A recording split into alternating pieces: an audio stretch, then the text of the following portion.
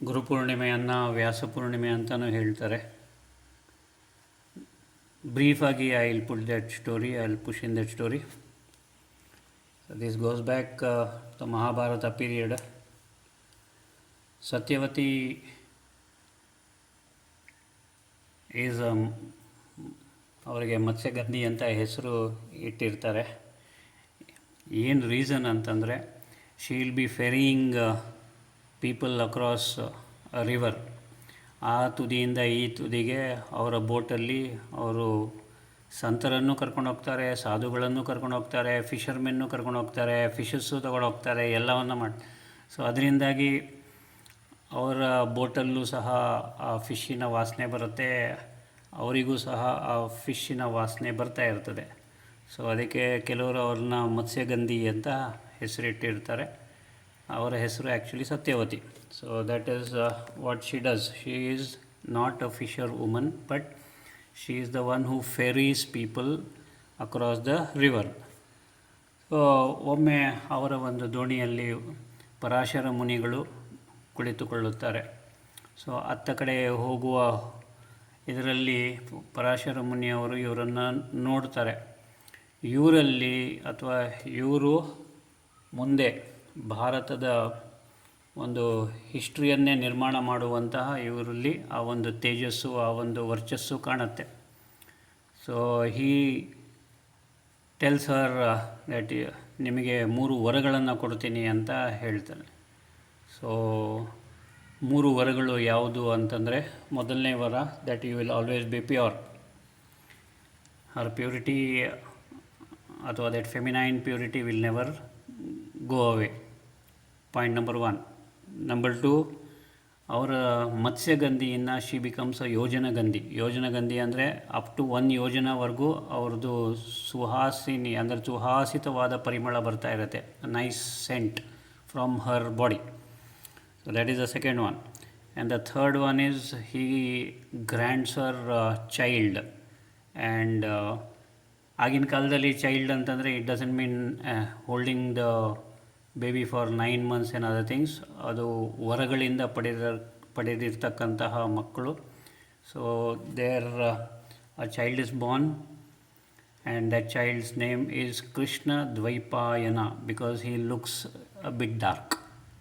So ಅದಕ್ಕೋಸ್ಕರ so that Krishna Dvaipayana, the moment is born he grows as if he is some 6 or 8 year old child. Then he takes permission from his mother Satyavati to go to the Himalayas. ತೇಜಸ್ಸು ಮಾತ್ರ ಭಾಳ ಇರುತ್ತೆ ಆ ಮಗುವಿನಲ್ಲಿ, for further meditation and Parashara ಮುನಿಗಳ ಆಶೀರ್ವಾದ, that he proceeds to the Himalayas, because he will be the one who will be creating history for the entire universe. So ಅವರು ಅಲ್ಲಿ ಸುಮಾರು ವರ್ಷಗಳು ತಪಸ್ಸು ಮಾಡಿ ನಂತರ he is the one who comes to know, ಅವರ ದಿವ್ಯ ದೃಷ್ಟಿಯಿಂದ, ದಟ್ ಮುಂದೆ ಕಲಿಯುಗ ಬರುತ್ತೆ. ಕಲಿಯುಗದಲ್ಲಿ ಮನುಷ್ಯರಿಗೆ ಮೆಮೊರಿ ಪವರ್ ಅಷ್ಟು ಇರೋದಿಲ್ಲ, ಮತ್ತು not all will be inclined in studying the Vedas. So ಅದಕ್ಕೆ ವೇದಗಳನ್ನು, the single Veda that was available, he divides it into 4 parts: Rigveda, Yajurveda, Samaveda and the Atharvana Veda. And he hands over to 4 ಮುನಿಗಳು. ಸೊ ಮಹರ್ಷಿ ಬೈಲಿಗೆ ಋಗ್ವೇದವನ್ನು ಕಾಪಾಡಲಿಕ್ಕೆ, ದೆನ್ ವೈಶಂಪಾಯನ ಮಹರ್ಷಿಗಳಿಗೆ ಯಜುರ್ವೇದ, ಜೈಮಿನಿ ಅವರಿಗೆ ಸಾಮವೇದ, ಆ್ಯಂಡ್ ಸುಮಂತು ಅವರಿಗೆ Atharvana Veda, for the protection and the spreading of those Vedas. So ಈ ವೇದಗಳು, the Rigveda it sings the hymns of gods, deities. The Yajurveda what all is to be done, how things have to be done ಅಂತ. Samaveda is totally depending on the, ಅಂದರೆ singing, music ಅದರ ಮೇಲೆ. Atharvana Veda has ಉಪವೇದಗಳು like Ayurveda, astrology and so many things. So ಅದನ್ನು ಆ ಒಂದು ವೇದದಲ್ಲಿದೆ. And your construction of bridges, construction of homes, construction of houses, Vastu, everything comes under that Atharvana Veda. So ಹೀಗೆ ಮುಂದೆ ದಿವ್ಯ ದೃಷ್ಟಿಯಿಂದ he thinks that he has to write some epic, some history which had happened or which will happen or which is going to happen, ಅದನ್ನು ಬರೀಲಿಕ್ಕೆ ಅಂತ he wishes. So he meditates on Lord Brahma, and Lord Brahma says you have to take the help of Lord Ganapati.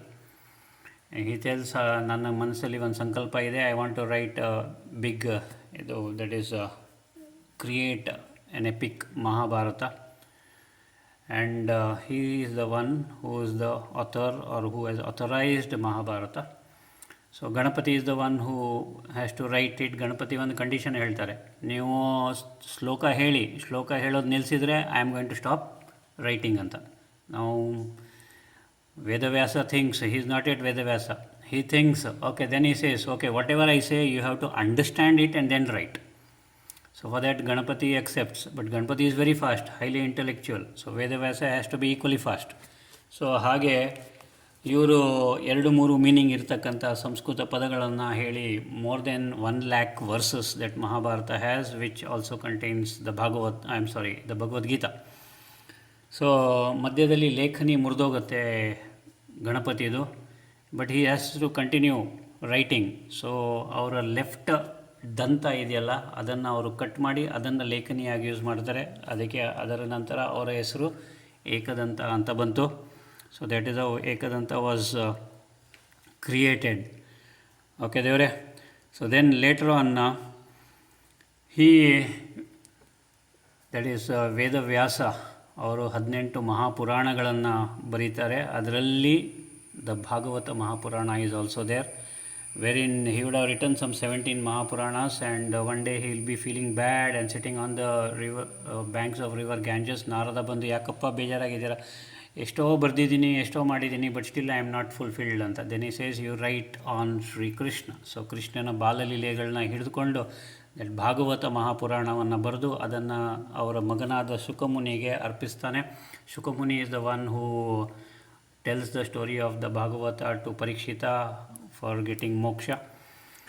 Then ಈ ಥರ ಎಲ್ಲ saints, ಎಲ್ಲ ಸನ್ಯಾಸಿಗಳು, ಋಷಿಗಳು ಎಲ್ಲ ಸೇರಿ ಸೊ ವೇದವ್ಯಾಸ ಅವರಿಗೆ ನಾವು ಒಂದು ಇದು ಮಾಡಬೇಕಾಗತ್ತೆ. So for his what ever his thing is for the ಸನಾತನ ಧರ್ಮ ಅಂತ ಹೇಳಿಬಿಟ್ಟು ಅವರ ಕೊಡುಗೆಗೆ ಅವರಿಗೆ ಒಂದು ನಿದರ್ಶನ, ಒಂದು ಇದನ್ನು ಮಾಡೋಣ ಅಂತ ಆಷಾಢ ಹುಣ್ಣಿಮೆ ದಿವಸ ಅವರ ಒಂದು ಇದನ್ನು ಮಾಡೋಣ ಅಂತ ವ್ಯಾಸ ಹುಣ್ಣಿಮೆ ಅಥವಾ ವೇದವ್ಯಾಸರ ಹುಣ್ಣಿಮೆ ಅಥವಾ ಅದೇ ದಿವಸಕ್ಕೆ ಗುರು ಪೂರ್ಣಿಮೆ ಅಂತ ಮಾಡಲಿಕ್ಕೆ ಇದು ಮಾಡ್ತಾರೆ, ಬಿಕಾಸ್ ಹಿ ಈಸ್ ಅ ಗುರು. ವೇದವ್ಯಾಸರು ಇದೇ ದಿನ ಹುಟ್ಟಿದ್ದು, ಗುರುಪೂರ್ಣಿಮೆಯ ದಿನ. ಮಹಾವಿಷ್ಣುವು ವೇದವ್ಯಾಸರ ಅವತಾರ ತೆಗೆದುಕೊಂಡಿದ್ದೇ ಇವತ್ತು. ವೇದವ್ಯಾಸರು ಬ್ರಹ್ಮಸೂತ್ರದ ಬಗೆಗೆ ಶಿಷ್ಯರಿಗೆ ಪಾಠ ಮಾಡಲಿಕ್ಕೆ ಶುರು ಮಾಡಿದ್ದು ಇವತ್ತೇ. ವಸಿಷ್ಠ ಮಹರ್ಷಿಗಳು ಬ್ರಹ್ಮವಿದ್ಯೆಯನ್ನು ಶ್ರೀರಾಮನಿಗೆ ಇವತ್ತಿನಿಂದನೇ ಶುರು ಮಾಡಿದ್ದು. ಅದಕ್ಕೆ ಯೋಗ ವಸಿಷ್ಠ ಅಂತ ಕರೆಯಲ್ಪಟ್ಟಿತ್ತು. ಆಮೇಲೆ ವಾಲ್ಮೀಕಿಯು ರಾಮಾಯಣದಲ್ಲಿ ಲವಕುಶರಿಗೆ ಇವತ್ತಿನಿಂದ ಅವರ ವಿದ್ಯಾಭ್ಯಾಸ ಶುರು ಮಾಡಿದರು.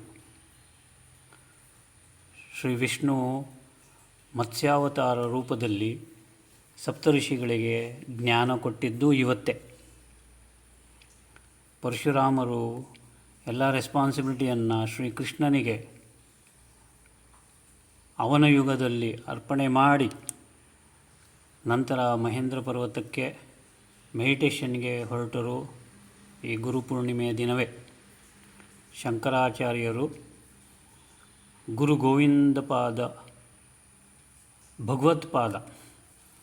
ಗೋವಿಂದ ಭಗವತ್ಪಾದ ಅಂದರೆ ಶಂಕರಾಚಾರ್ಯರಿಗೆ ಗುರು ಸಿಕ್ಕಿದ್ದು ಇವತ್ತೇ.